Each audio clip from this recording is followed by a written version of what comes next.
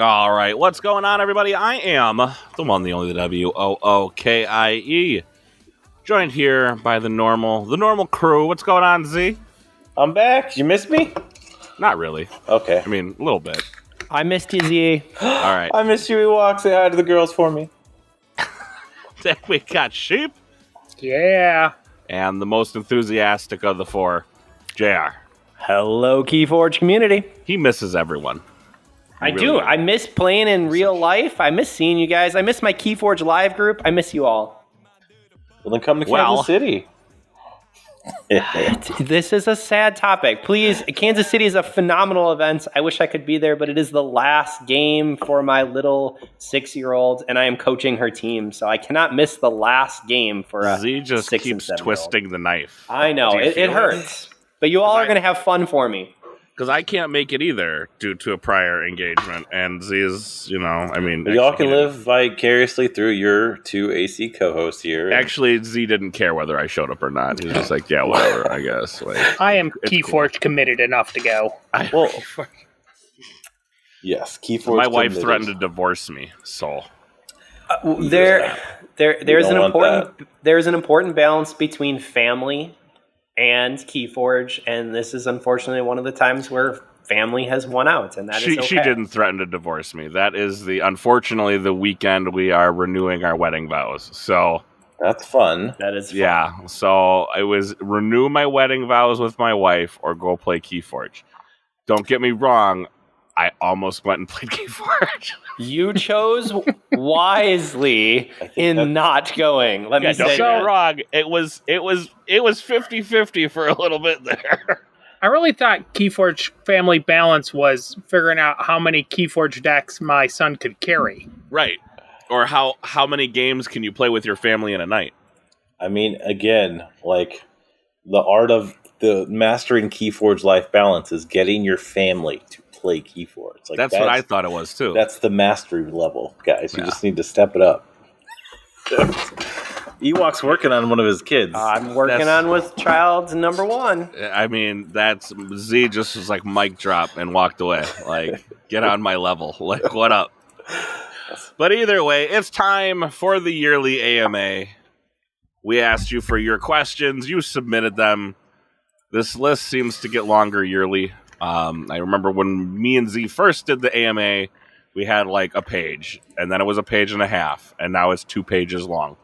Well, that's because Sheep and I are here, and we're the better hosts. So, I mean, it's just... Well, what's funny is, like, I think the last time you and Sheep were the ones who actually submitted the most questions.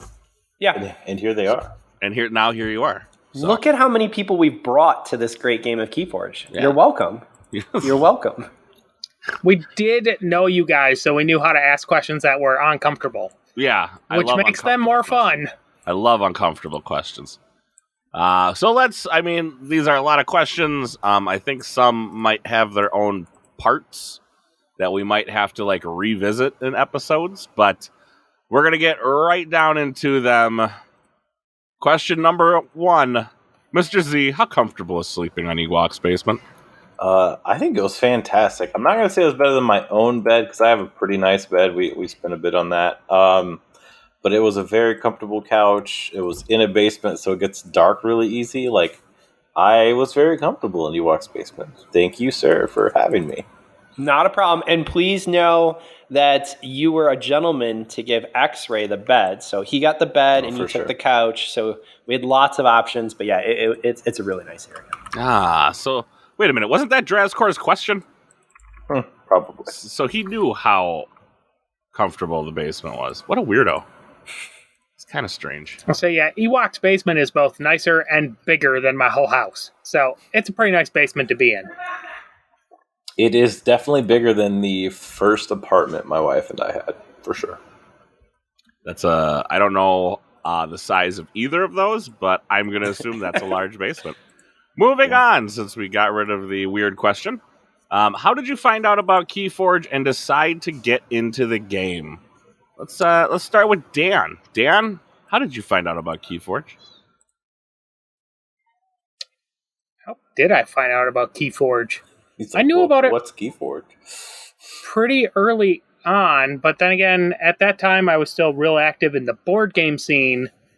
So I'm sure I saw it in like the trade magazine and on Board Game Geek, I think is actually where I saw a post about it, that it was coming along. And then it was real shortly after that that I saw Ewok again and mentioned it to him, and he'd already known about it. And that's when we, like, you know, our eyes went all bright and shiny at each other, and we both decided we found another game we can go head over heels into. So then that brings the question, Mr. Ewok. How did you find out about Keyforge and decide to get into the game? Yeah, so I love Sheep's memory. It's amazing. I found out about it actually between Gen Con, when it was first kind of announced and shown at Gen Con, and when it was released. I had read a couple different articles on Board Game Geek, and from there, I want to say, just some social media posts. It kind of jumped out at me, but it took a little bit. That's kind of how games are for me. I don't fully commit right away. I kept reading. I'd played Magic long ago when I was much, much younger. I came out and started playing in beta and unlimited. And so seeing the connection with Dr. Garfield did initially interest me. I still remember the first time I actually got a chance to play, because we were actually up at a convention up in Madison, and something that Sheep and I go to pretty regularly, used to be once a year. And Keyforge released that weekend, and I was totally bummed. Like, okay, I'm at a gaming convention, but nobody there was selling it. So how can I get the promos for the release? And I actually found a local game store. Madison area is a spot where Sheep and I used to actually play our other game. And so I actually left the convention in order to get decks. And I walked in, saw a couple of random people, introduced myself, and read through the rules, grabbed a couple of promos. I played a game with someone and then brought it back. And then I was pretty much bugging anyone. So Sheep happened to be someone that I felt pretty comfortable with, and he had actually heard of it. So I bugged him and said, you must play. And eventually he caved. And now he's hosting this show. So, geez. He also goes to a lot of Vault tours. We won't talk about that. Committed. Committed. Keyforge, committed. Are you committed or involved? Both. Committable. Yeah, committable. There we go. Your wife would definitely say that. Yes. If Dan is committable and committed, I don't know what I am. So we've said this a bunch, so I'll go through it shorter this time. Keyforge, for me, I was a pure board game player for the 5 to 6 years leading up to Keyforge. Lots of FFG products, actually. Roughly around right after Thanksgiving time, I was looking at Christmas stuff to purchase on Amazon, and I was like, I saw this ad for this unique deck game. I was like, what's unique? Nothing's unique. It's all just repackaged stuff. It's stuff that I enjoy, and I'm fine with buying repackaged products as far as theme goes. But I watched the video that Garfield actually was in himself, about how the algorithm worked and how every deck was unique and a different back, different art, one of a kind. I was like, I watched a few more videos, and then like basically the same day I learned about it, I bought one starter set for my own family and 4 other families. We got together for Friendsmas, which is like a week after Christmas, where we all exchange gifts. And we spent basically that entire day playing Keyforge as 5 different families at our board game table that whole day, and a lot of us kind of got hooked. Most of us still play from that group, and then the rest is Vault history. Kind of art. All right, so I think I've told my story already too, so I'm not. You can go back into the older episodes, find mine. But all right, let's continue the next one. What is your favorite obscure Keyforge card? I know we had a lot of discussion about this in our Discord, which you're not a part of our Discord. You can find that link down in the description down below to join the Discord. Do we ever really figure out what an obscure, quote unquote, obscure card is? I think they're going for a card that is not necessarily like great, but you enjoy it for some non-competitive reason. Oh, I have many. I know yours. We all know yours. Everyone knows Go for it, mine. Wookie. I love Narp and Bonesaw and Pestering Grove, but I think that's actually starting to get competitive now, so I don't think I can like it because I have to keep up my what do you call that? My cool kid attitude. So because it's become so popular, I no longer like it. But I do. Send me your Pester Grove decks. JR. All right, so are you going to tell people what these cards mean for all of our radio viewers? I guess I could. Like, Narp is just a bad card in general, and I decided that I don't even know why I hooked on to Narp. Like, I'm just like, low-key, best card in the game. And then it's not, obviously. His neighbors can't reap. Like, he's just a meat bag.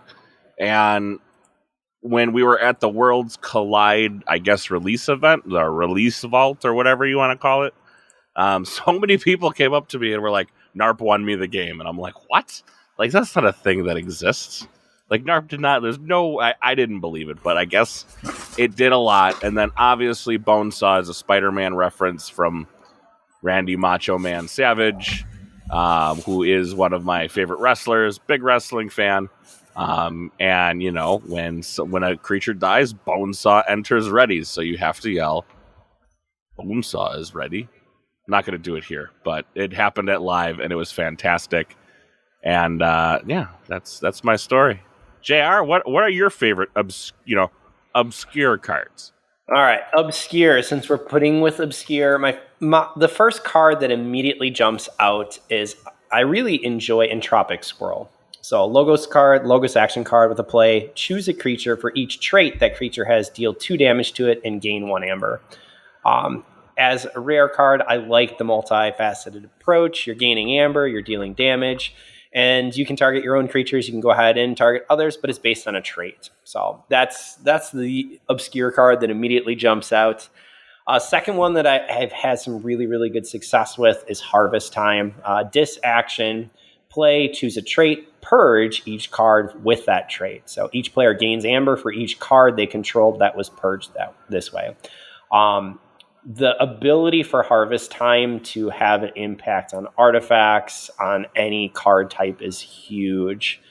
It's a completely undervalued card. And with both of those being rare, you don't see them a ton, but I think they're a lot of fun. They're nuanced, and they can be extremely versatile, both as an attack against an opponent or to go ahead and clear something else that is on your own board. Then people know me for the third piece, which is Collector Worm. So Mars Collector creature. Worm is not an obscure card. Come on, I gotta put it in. Damn meta in AOA. No, for crying out it's loud. not. You're right. It's He pretty wasn't, obscure. It was not a win. I don't think he's well. Maybe it's because I play a lot with JR that I'm like, it's not that obscure. I see it all the time. Yeah. So a Mars card, 2 power, 5 armor. Creature, beast, fight. Archive the creature. Collector Worm fights. If that creature leaves your archives, put it in its owner's hand instead. I am still looking. If anyone has a 4 Collector Worm or 5 Collector Worm deck, please hit me up. I don't even care how good it is. It's just fun because I'm going to eat some gummy worms across from you. And that has significance for me, and it is hysterical to play. But honestly, Keyforge is not about fighting. So in order for Collector Worm to do its business, you're fighting, which means you're not reaping. And it doesn't work with any archiving ability because you can't use your archive to pull anything back. Maybe I need an archivist with Collector Worm. So yeah, let's find that. But no, it's a fun little card, and I would put those as my 2 rare obscures in Collector Worm just because I love Collector Worm. All right, Sheep. What's your obscure card? And don't say Wild Wormhole. Not obscure and not a card. Actually, mine a card is yeah, it's a card. Okay, and mine is actually a common, but it comes from AOA and only lives within AOA, and that's Titan Librarian. It's just a common. He says at the end of your turn, if Titan Librarian is not on the flank, on A flank, archive a card. And just the kind of efficiency he can create in decks is one of those things I love. Like, I love archiving. I think archiving is maybe my favorite mechanic in all of Keyforge. And the way the Titan Librarian works is a lot of fun. He's not overpowered, but he can just really drive a lot of efficiency in a deck and that kind of thing. And he only showed up in AOA, hasn't come back around again, or her, or it, whatever it may be. But Titan Librarian is my obscure card that I really love. Well, it's 100% a robot. So, just saying. Anyways, Z. It's a cyborg. Is it a cyborg? I thought it was a robot. All right, well, I'm wrong again. I'm wrong a lot. Z, favorite obscure card? Mine are actually like sets of cards, so I can name 2 sets that do this. And they're my favorite because they're one of the reasons I was drawn to Keyforge. The whole idea of it being generated by a computer dynamically for every deck is to allow stuff that no other game has right now. This card sucks, but it is one of the reasons why I love Keyforge. The first set is all the ambassadors in AOA. I'll read the Disambassador. It is a 1-power elusive creature, no armor, sanctum creature. It's Fight Reap. You may play or use a discard. I love the fact that this game has this type of thing where, obviously, if this card is in your deck must have dis. It creates that interaction inside of the algorithm, creating a whole new level of like uniquity. Again, this card is actually really, really bad, so that was unfortunate, but like had the same idea, like had it had a little bit more power or maybe some armor, like, or a play Fight Reap effect like they learned how to do later. It just shows us the direction the game can go and how amazing things can be. The other example of this that I really love, also not the greatest creature, but I think a little bit better than the ambassadors, is all the plants. That the shadows creatures, whenever any player calls that house, the controller gains an amber. It's 1-power elusive creatures in shadows. And then, there's a plant for every other house that existed in Worlds Collide outside of shadows. Really, really love these 2 types of obscure, not great cards because it allows the game to be made in a way that no other game is made right now. And that's part of the reason why I showed up to play Keyforge in the first place. All right, this question's kind of a weird one. What is your favorite player that has never placed well at any level of play? Any game?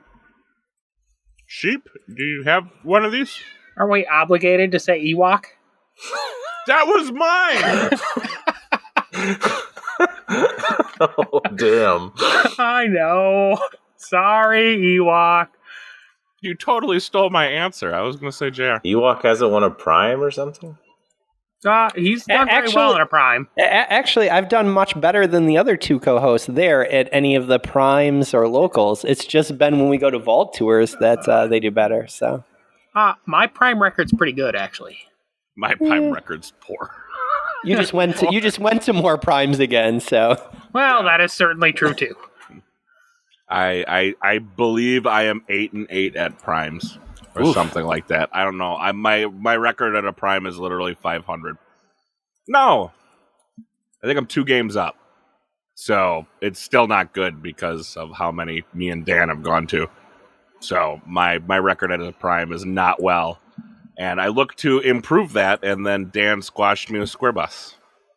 In fact, he just high rolled me with Square Bus completely and utterly. Unremorsefully, might I add, too. You can watch that video on our YouTube if you so desire. I mean, this has any level of play. Surely Ewok wins at a Chainbound at some point. Yeah, see, that was the problem. So I went ahead and I took family time and I put Evie and Emery because Tara actually won a mat for Chainbound, so she's out. I threw in a couple of our locals, so X-Ray, but he doesn't win. Oh, and then I had to pull that back. And then I had Wookie on my list, but then I had to pull it back because apparently you guys can win a Chainbound. And then it started really derailing with other locals. So I'm going to stick with my first 2 of Evie and Emery, primarily because they're little. There you go. I'm done with that. All right. Did we go through Z yet? I think Z's the only one who hasn't answered. I mean, like, if you have win a Chainbound as a level of play, like, I don't... Like, we play so much Chainbound down here, all of my locals have won at least once. I mean, I guess my friend Zach, he doesn't play actively anymore, but he did for a while, and he never, like, won one, but he got close. He's a good guy. Wait. Are you calling out another podcast? No. Ouch, man. Ouch. It's a local here that does not play online. Yeah, no, that was me. Just okay. Yeah, no. We love you. But on that note, does Zach win anything? I don't know. No, Zach's can't win. No, he's good. No, I don't know. There's been a lot of players. I think for me, the level of play really has to exceed that Chainbound. I'm looking more or less at Store Champ, Prime. If it's not Chainbound, I think like my sister would probably be my bet. Like she's been to a lot of vaults. She's not cracked top cut yet, but she's like always on the cusp. Weird, just like your brother. Vaughn did really good at live. Yeah, Vaughn did very, very good. I made a joke and nobody heard it. I heard it. Didn't hear it. You didn't hear it? I said weird, just like her brother can't crack top cut. Nobody is. He's just send all hate mail too. So, like, okay, fine. What once? What? I've made top cut all six times. All right. Oh, we digress. fine, Next question. All right. I've come in second. We talked about that last week. Actually. Yeah. Funny story. We got a phone with you about a story you told us. Don't listen to last episode, Z. Wait, what? No, I don't listen to the show. Come on. All right, we're gonna skip the next two questions, guys, and we're gonna go right down. What's your favorite non-Keyforge card game? I'll allow board games because I know you guys are more board game players than probably card game players. Let's go, JR. Board games. Orleans. Orleans is definitely there. St. Petersburg is the other. Those two immediately jump out. Do you have a favorite other card game or? No, honestly, I have a whole bunch of board games, and since I've been involved with Keyforge, they've pretty much taken a back seat. I play a couple games with the girls. Harry Potter, the Battle for Harry Potter. What is it? Battle for Hogwarts. The cooperative is what we've been playing a lot more of lately, because my oldest loves Harry Potter.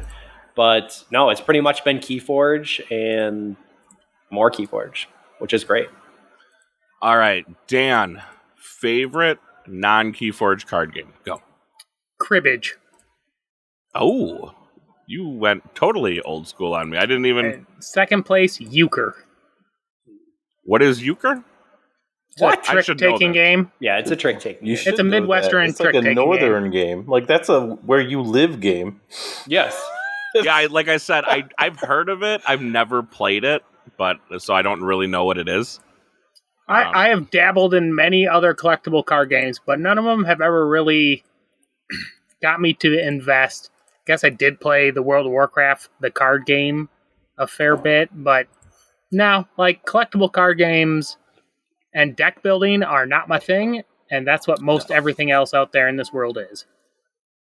All right, Z. Do you have a card game? If not, I mean, yeah, they count as card games. I have a lot of deck builder games that I play. I like Eon's End. I like Dominion. I like Thunderstone. Those are all great games.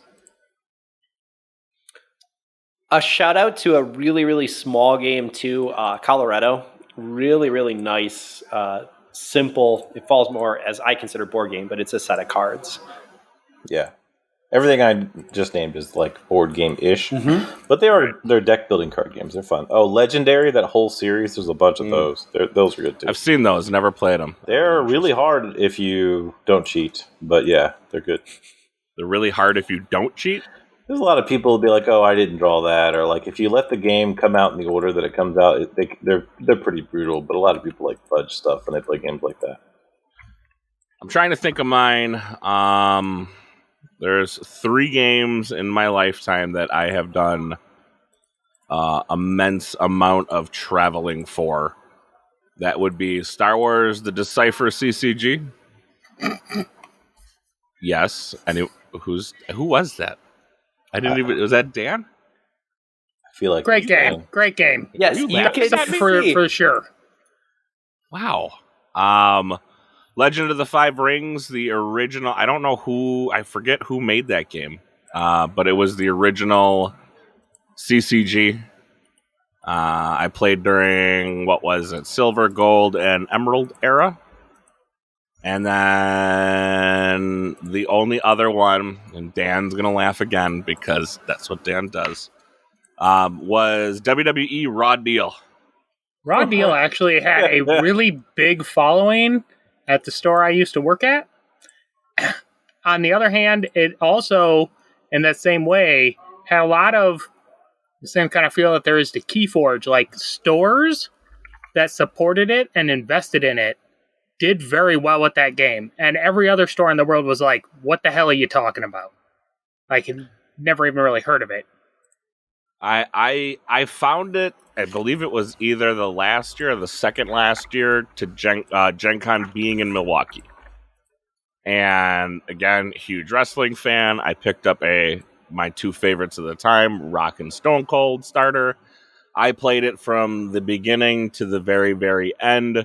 I guess it's still going. I didn't know this, that there are like virtual sets and all that jazz going on for the game. And it's like they're still releasing cards, and I guess you take them and people have printed them and foil. I don't know. I guess the game's still going. Because like Star Wars is still going.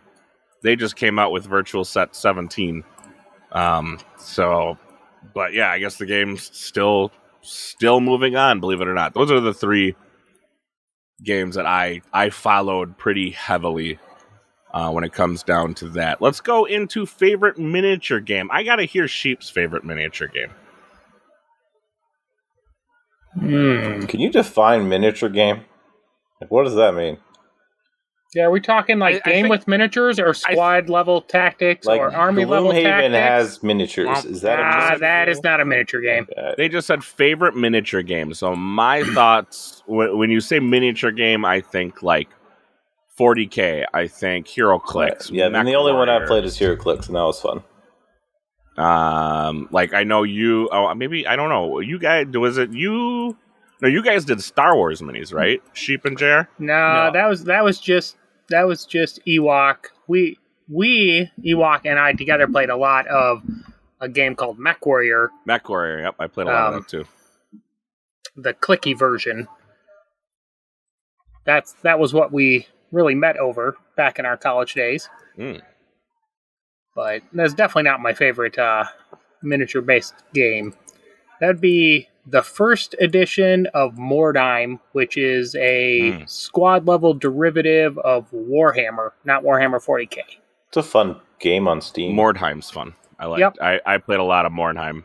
So yeah, the Steam is a reasonable representation of what we were playing on tabletops back in the early 2000s.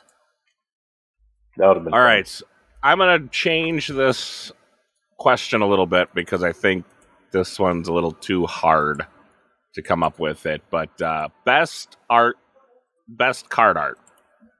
What do you got? Guys, got to be proud of me this time. I actually have answers. Z knows card art. Holy crap! I have three that I like. I know. What?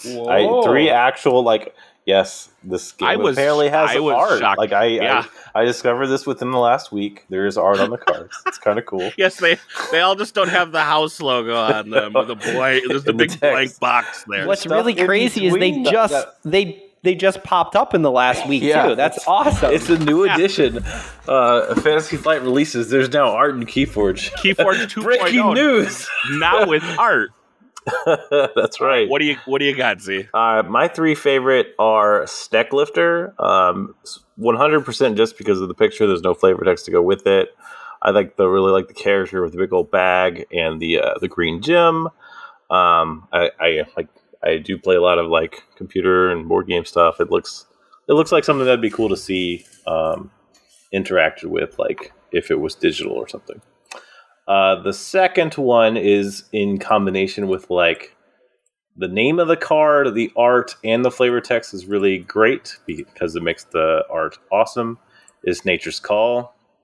So that's the guy or person, you don't even know if it's the guy standing there. like trying to figure out between which door, which is not easily identifiable, which door they should go into.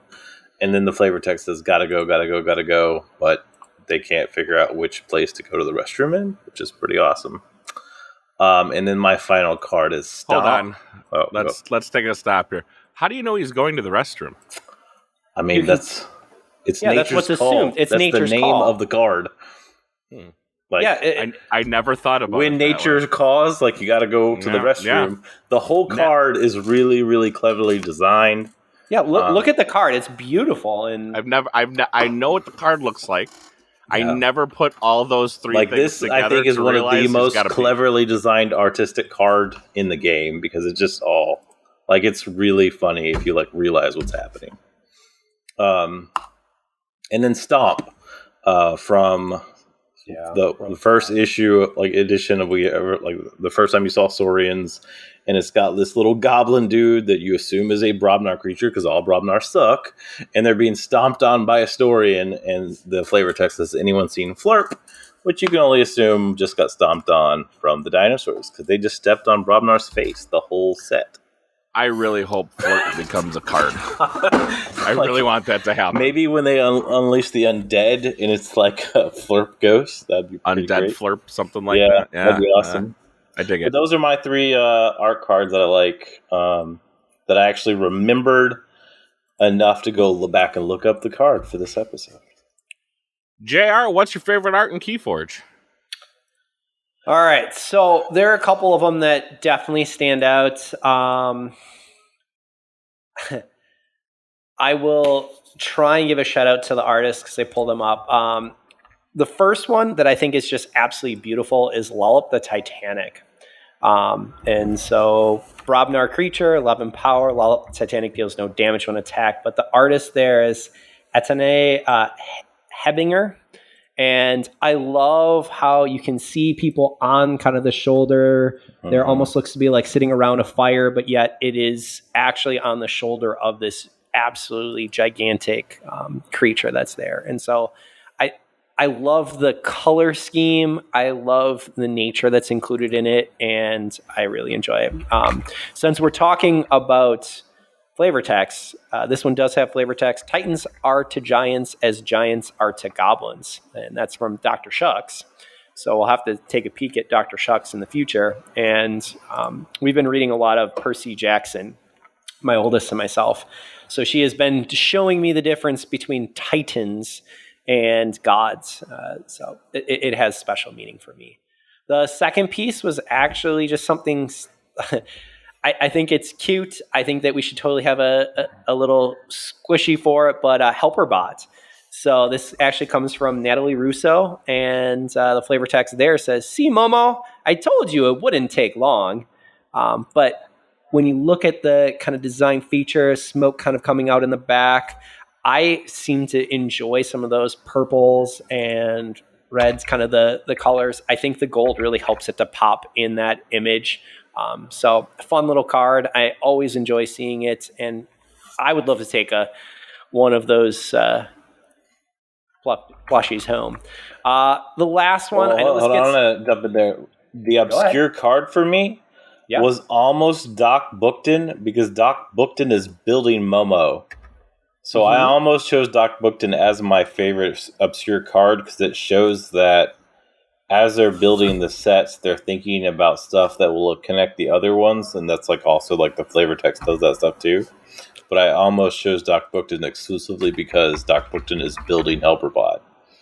I really enjoy that the Keyforge universe, the artists and the art design team have really thought and connected both, quotes that are there, but also little pieces. That there is a series when you're looking at Momo to be able to see it in other images. So I agree 100%. I think that Fantasy Flight does a phenomenal job at being able to kind of preview before you even know what you're seeing. Mm-hmm. So that's really, really cool. I definitely second that. And I would love to see more of those pieces continued in the future. I got two. I mean, the third one that jumps out, I've stared at this. I don't have actually, I think I only have 1 or 2 decks with Martian Generosity. Actually, my lowest rated SAS deck has Martian Generosity, which really has some bigger issues. But I love the design feature that's coming from here. So the artist there is Marco Fiedler. Really jumps out. I enjoy the details, being able to see the intricacies. The perspective that's taken is really, really cool. And that flavor text is, forgive me, I misspoke. 40% discount. And you can see the other character's face kind of smashed against the wall. So I have a love for Mars, so bring back Mars. Of course. Dan, what's your favorite art in Keyforge? What are we talking about? Art? Yeah, these cards have pictures. I don't know. Okay, so I guess the only thing I can have for art in Keyforge is I have a balance sheet mat, which is actually the Massive Swamp, which doesn't even actually exist as a card yet, I believe. True. But the colors, the darks and the purple, so I generally like this stuff. And then my Vault Tour mat I picked was Mars. So I must like the Mars art. I will throw in, since Sheep is being a little weak there, I have the Imperial Road from Balance Sheets. And when you actually see that mat, even compared to the card form, it is beautiful. I mean, you see the red, the hues, the yellow, the depth that's there, showing distance, the blue highlighting. These artists are extremely talented, everyone who is working on it. So I know that you don't get enough credit from necessarily all of us, but there's some beautiful art here. Well, everyone came with 2 or 3. I came with 1. Go me. My favorite. Well, I always like the art that like depicts other things in pop culture. So there's a ton of them out there. I can't remember everyone, but the first one that I remember seeing was Brothers in Battle, I believe is the card. I'm gonna look it up now. It's got 2, I don't even know what critters those are. One's a Brobnar. I don't know what the other one would even be. Maybe a disc creature. They slap the arms together and you can see like the muscles bulging, which is obviously a callback to the original Predator movie where Arnold Schwarzenegger and I can't remember the other guy's name, they like shake hands and it becomes this big thing, right? And there's for whatever reason, that's where the camera zooms in on to prove they're big muscular men, and then there it is in a Keyforge card. I like those types of cards. I know there's a ton of them, but that's the one that immediately comes to mind when I think of favorite cards. On to the next. We might have to do this in a 2-parter. Holy macaroni, I didn't realize we were going that far with it. Okay, this one's kind of obscure. Best new house idea that no one has thought of. I don't even know if we could answer that. Oompa Loompas. Okay, I haven't heard of the Oompa Loompa house yet. Okay, fair enough. Dan wins. Z? Nope. Nope, all right. I mean, I know they're going to eventually come in the Reaper set. I can just give further support that my son really wants to see the Undead house. From what we've seen from the Crucible book and what they've teased us with, which is little, but they still have teased us with stuff, it doesn't even look to be on the docket in any form of design yet. Literally the only card that suggests it is the Reaper, but I know he wants to see a full-on Undead type house. That's what I want to see, too. I guess I would actually like to see a house vaguely based off of like the same scheme as the Ferengi from Star Trek. All about the space dollars. I don't know what that is. Isn't that Mars? Trekkie. No? I mean, isn't every house all about the space dollars? No, they're not all about the space dollars. Oh, this is true. The Archons who push the dudes around are all about the space dollars, not the houses themselves. So you're looking for a house that's trying to keep all the ember for themselves. Yeah, and have some like weird sort of win condition. Have a bunch of silly rules about making sure they keep all their dollars. Like most like fantasy sci-fi hybrids do represent like dwarf stuff. I have not heard about that talked about at all. And it's not in the game. That's true. We do have elves. right? Yeah, there's some like elves and twisted untamed, version right? of all the other fantasy stuff that's normal tropes, but there's like literally no dwarven, hobbit, or gnome type small folk anything. No, there's the goblins. Yeah, but that's like, again, you would expect orcs and goblins, and then there to be gnomes and dwarves and hobbits and stuff like that. There hasn't really been orcs. No, there haven't really. I was just gonna say there haven't really been orcs either. That's I mean, who would you consider an orc? I mean, I think most of the really. Brobnar people, even though they're all classed as giants, just look like orcs as far as their size goes. Okay. I find that interesting. Yeah, because there really is no, like, I mean, there is no dwarf. I feel like we're going to get an like orc anatomy class now. No, we're good. I can jump in. Shout out to all those who have read Tales from the Crucible, so Keyforge anthology. If you haven't, definitely go ahead, pick up a book. You know, I know we play a game, but there is still some real value from reading. And one of the pieces that happens is kind of more dissetting, but one of the characters ends up falling into this garbage heap. Everything is kind of there. And I would love to see a set of characters that's all about collecting things, because there were some little rats that were coming around. You had some of the pond that was kind of going ahead and swelling different characters or individuals. It was one of the traps. And I would love to see the personality or the characters that we would find in that environment and some of the different artifacts. And I think that it could be a really, really cool addition. It's already built into the Crucible, but I think that would be a lot of fun. I would fully support a house that is centered around Oscar the Grouch. 100%. Totally would do it. Sesame Street. I mean, even if it were, I don't even know what you would classify Oscar the Grouch as. That is not what I was anticipating from reading the book by 1 ounce, but I like your thought process. You like there. Where I'm headed with that? Like, I don't know what he is. Like, because Grouch really is more of a. It's not like a, classification. Anyways, I like where you're going with that. Let's keep moving because we're running short on time, so we might have to do this as a two-parter. What other games do you practice or play to get better at Keyforge? I can jump in. I was going to say, go ahead, JR. I think that many of us actually have a background in board games, and I think board games really lead themselves very, very well with what we see from Keyforge.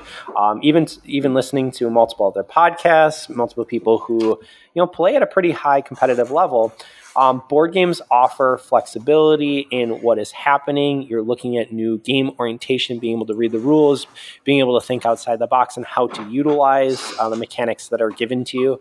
And whether that's a deck building board game, whether that is a cooperative board game, I think that has really helped me to be a better Keyforge player. If nothing else, it at least sucked me in to start with, and I saw a lot of connection.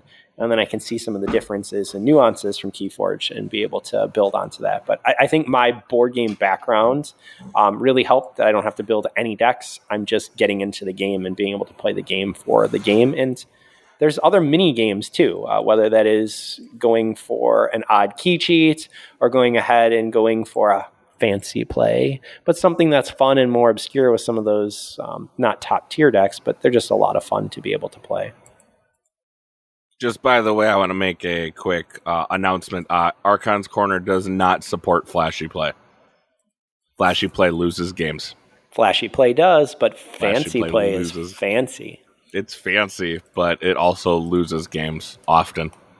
Sheep Z, do you guys play any other, or do you practice or play any other card game or game to get better at Keyforge? Not for that reason. I mean, I play other stuff, but it's not like, if I do this, I'll get better at Keyforge. That is not my motivation. It's not the motivation, but I think that other games can definitely help you. Yeah, but it's almost impossible to quantify how that is happening. Well, playing any game that has a known set of cards in it where a big portion of the game is keeping track of what your opponent has played and what they still have available to them is just one of the most directly valuable Keyforge skills. That memory level, that when you look at a deck list, you lock it in there, and as the game's playing, you know what he still has left in there, so you can make your best decisions. Like any game that also has that level of information, so large games of Texas Hold'em, where you can see most of the cards and you can start working on odds. Any of these games where you have to take the information you've seen and use what's left out there to make your decision, I think is just a great way for practicing towards Keyforge and being better at Keyforge. I mean, I play quite a bit of Pokemon, which I don't have the knowledge that of every card in my opponent's deck, but I know what that deck should have, and a rough amount of how many they should have and what they've gone through. But other than that, I'm kind of in the dark a lot of the times when it comes down to meta and so on and so forth. So Pokemon is my other, I guess, big card game I play besides just Keyforge. But let's keep moving again, running short on time. Before each of you got into Keyforge, the time you spend now on Keyforge was spent how? Let's go, Dan. How did you spend your time before you were a Keyforger? Previous to Keyforge, my primary hobby was home brewing and dealing with a homebrew social club. I spent a lot of time on that. You're still homebrewing, though, aren't you? I have not made any beer in almost 18 months now. Okay. I mean, but I thought you did. Maybe it was JR. JR, didn't you just do? I mean, I know you do homebrewing. I just brewed. I had one earlier to start the show. We're good. Oh, nice. JR's getting the liquid courage in. Do you do, besides homebrewing, I guess, from that, JR, how did you spend your time that was not now spent on Keyforge? I worded that funny, but you know what I mean. I know what you mean. Actually, I was our HOA president before, and I dropped out of that because I served my 3-year term. I was more active with teaching, and I've been there now 15 years, so I felt a little bit more comfortable to take a step back. I'm always going ahead and working on schoolwork and items there, but the big piece was HOA. I mean, I ran quite a bit, set up contracts, did a whole bunch of other items, and I passed so that someone else can take the torch, and it gave me more time to be able to enjoy Keyforge. So I'm happy for that transition. I'd much rather be playing Keyforge. Yeah, sounds like fun. HOA president, Mr. President. Is that what we should call? I think you should change your name. El Presidente. You work journal. You're El Presidente. That might be taken on Twitter. Don't quote me. Z, what did you do before you found Keyforge? Before Keyforge, I know I used to play more video games than I play now.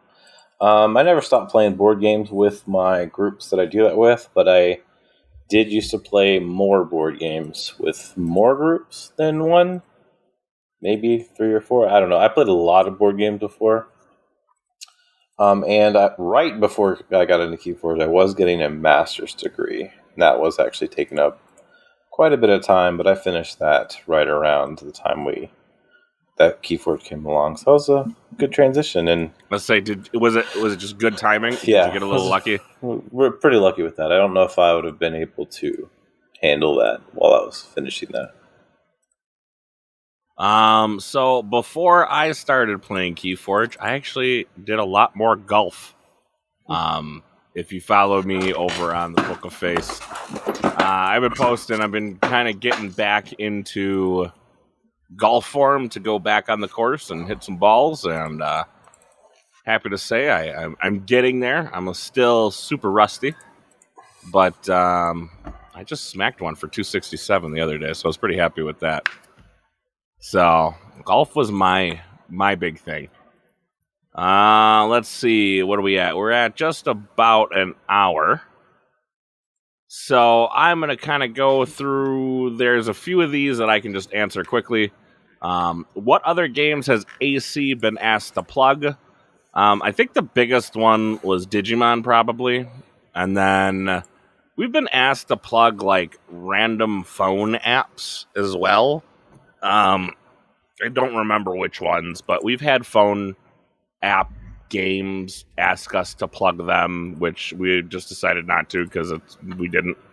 It had literally nothing to do, like, with Keyforge or even like board gaming in general. Like, it was a video game, and I think there's a really distinct difference between video games and like the gaming we do. So we're gonna take this last question, and then we'll keep chugging through these next week.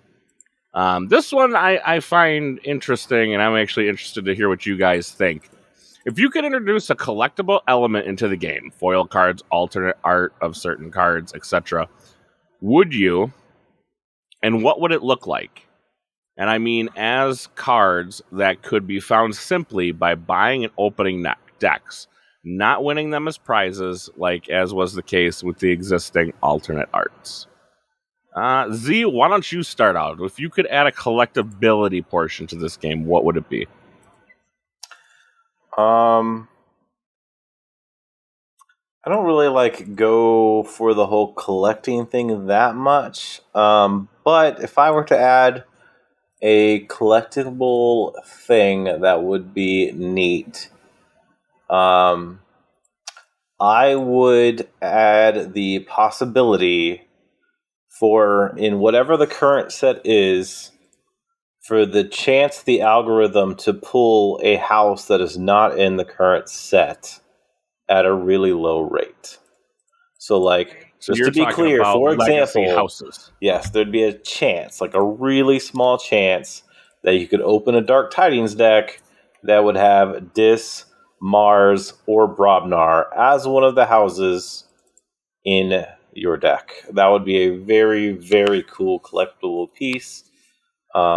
Especially if the rate was like super rare, that would be something that would be pretty freaking cool. And again, that, like I've mentioned it a couple times already, this cast is like, that is one of the things that drew me to this game. It is a thing that cannot happen in any other game that I know of, right? Like, that is the cool thing that they can do, because the software could easily do what I'm saying. Like, that would just be a very, very cool collector thing. It won't affect anything at all competitively, and it would just be super neat to own one of those decks. Dan, if you could add a collectability factor to Keyforge, what would it be? That is a really tough question.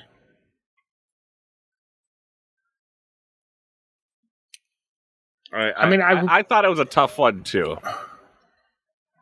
Just because, like, the game's not really made to... I know some people do, but, like, it's not really, like, the idea isn't to collect, right? I mean, we're all collecting decks to find a better one, but once we find a better one, it's, you know... I don't know if that's true. Like, I've met way more people than you would think that do collect for the sake of collecting. Like, X-Ray collects certain unique things more than I would have expected from him.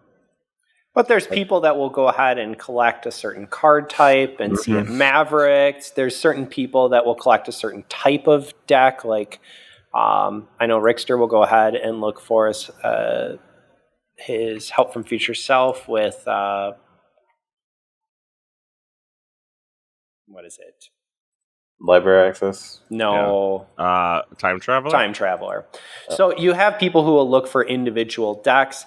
I honestly give a huge shout out to FFG in this regard. I think that each set offers something kind of unique.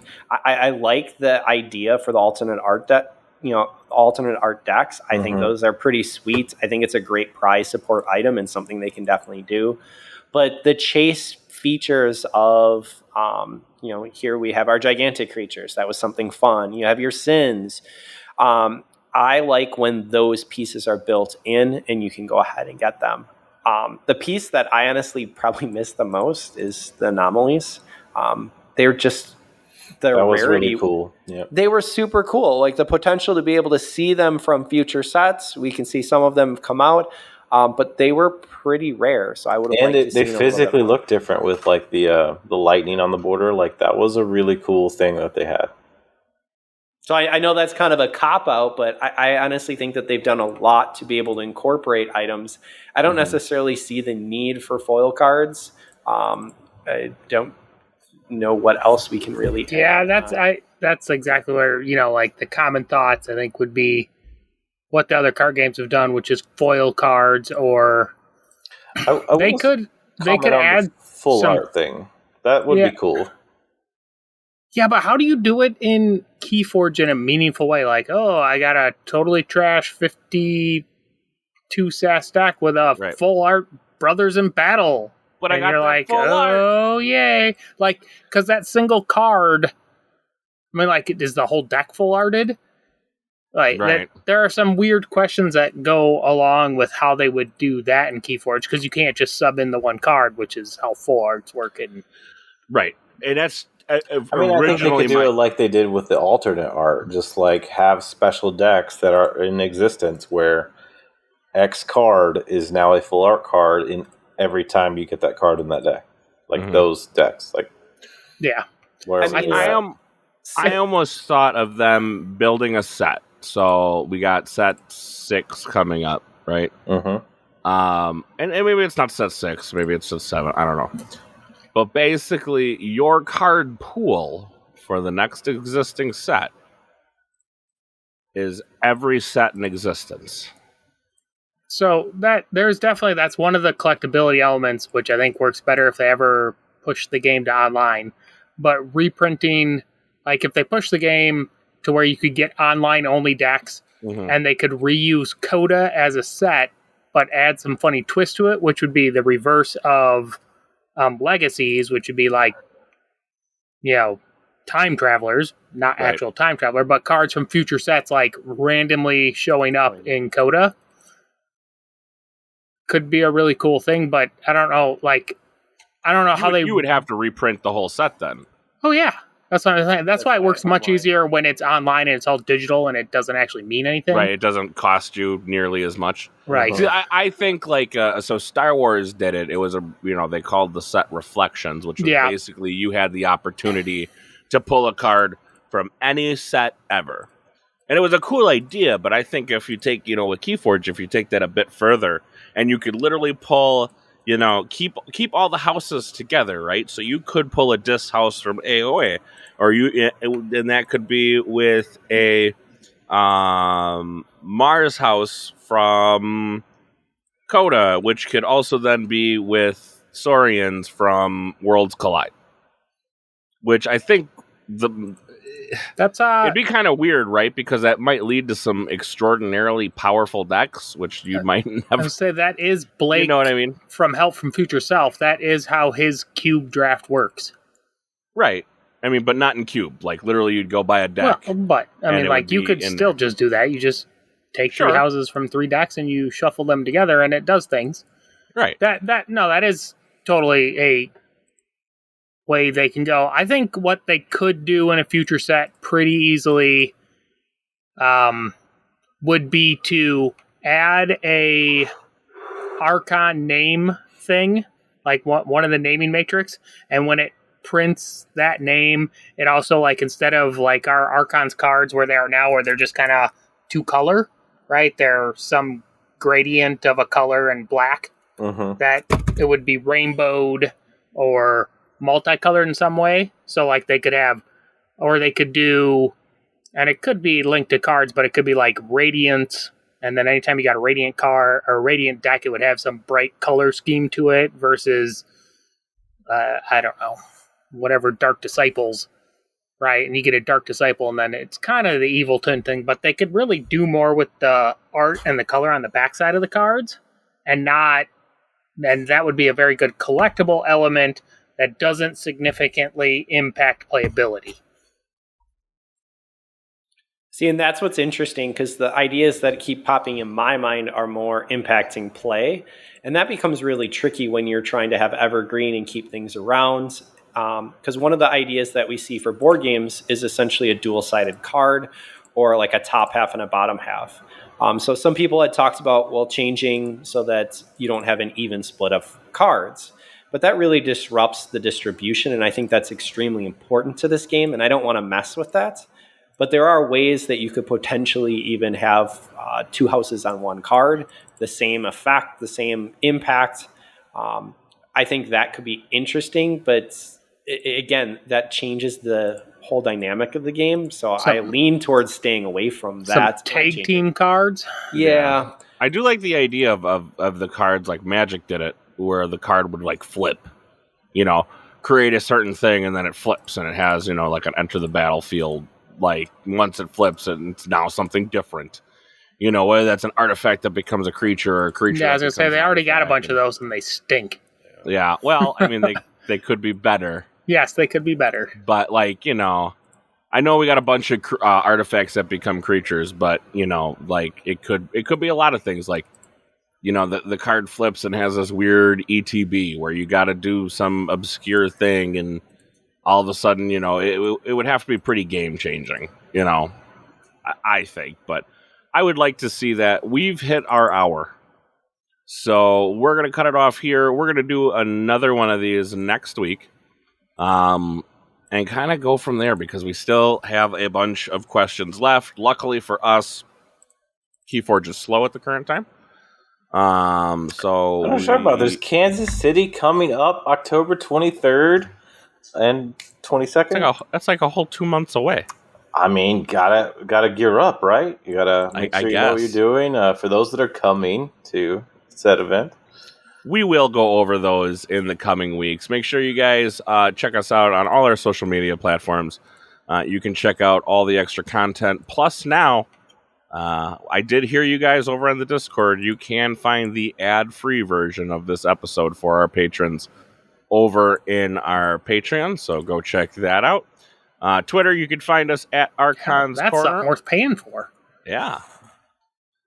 Twitter, you can find us at Archons Corner. You can find myself at @IAM_the Wookie. Sheep, you have a Twitter. I have a Twitter. He doesn't use it, but it's there. It's twiddled. All right, we're not going to go. I guess we're not going to go through Sheep's Twitter. Facebook, you can find us at Archons Corner. You guys can find us all over Facebook. Mainly find us on Discord.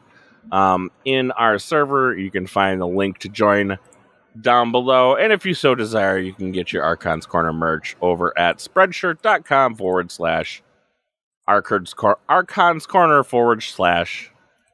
/shop. All links down in the description below. JR, did I miss any? I would also put there's a very, very solid Reddit group that's out. So I've recently ventured down that path into another media platform. So you'll see me on Reddit, and I love people just thinking, talking about the game. So, did I miss anyone's social media this week? No? Okay, Wookie do good. Wookie do well. Wookie do well. All right, that's going to do it for us this week, guys. Let's wrap it up with some final thoughts. JR, what you got?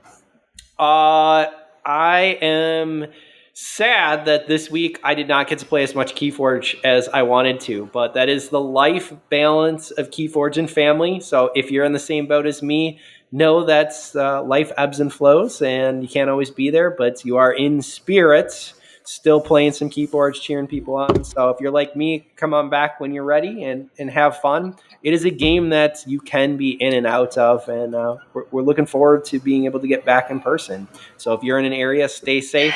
I know it's getting a little vicious for some people. So be safe, have some fun, play some Keyforge. Totally missed out on our Why I Suck at Keyforge. I have a good one. We'll go over it next week. Sheep, final thoughts. Unlike what Ewok says, all Keyforge all the time. Play with us Sundays, Tuesdays, and Wednesdays on the Discord. Keyforge committed. Mr. Z. As always, I'm just here to say, keep on forging. We will keep on trying to find opportunities for all of us to forge more often and better if we all stop sucking at Keyforge. See ya. All right, guys. Thank you so much for listening. We'll see y'all next week.